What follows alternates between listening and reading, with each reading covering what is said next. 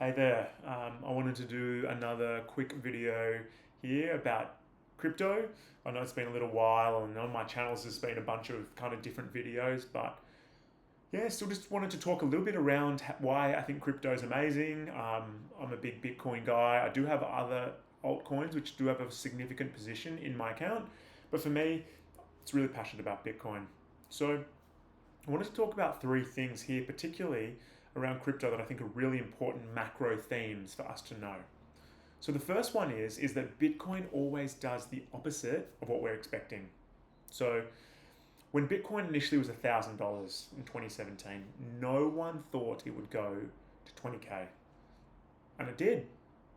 Then towards 15, 20K, everyone thought we were going to go to 100K. You had John McAfee talking about 500K Bitcoin. You had Parabolic Trav, an old Twitter account, who was talking about 100K Bitcoin within the next couple of weeks. And as soon as everyone started thinking like this, the whales began taking profit cleverly, bringing the price of Bitcoin down. It was hitting $5,000 within a couple of months from those calls. So one thing to think about here about Bitcoin is it always does the opposite of what you expect. Everyone thought when Trump got in, it was just going to pump endlessly. It started to pump.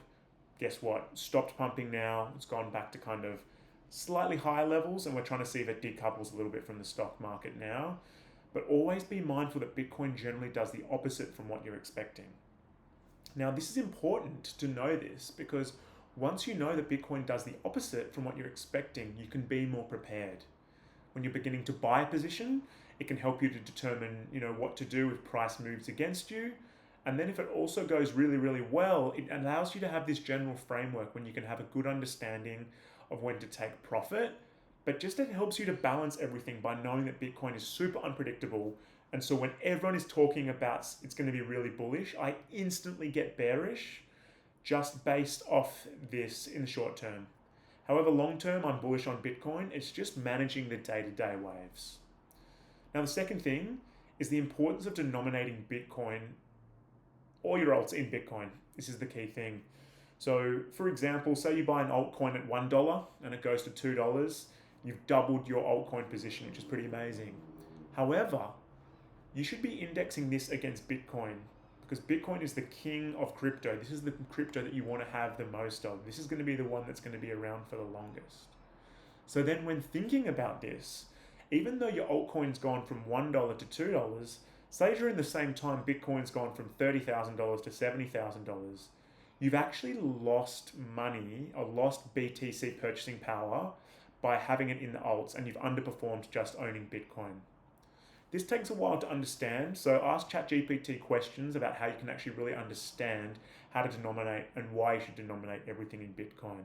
This is super important because at the end of the day, you really want to be benchmarking your trading success against Bitcoin. This is quite similar to the same way that the S&P 500 is the benchmark by which all other stocks are or investment managers are pitted against. So what's interesting is that generally hedge fund managers can't actually beat the index over a long enough time period. So very similarly, I think it's going to be extremely unlikely that trading alts, you'll be able to continually outperform Bitcoin unless you are just extremely gifted. And the last thing to do is be very careful where you're getting advice from. Twitter's a great place to find advice. There's so much noise. So you need to be really careful.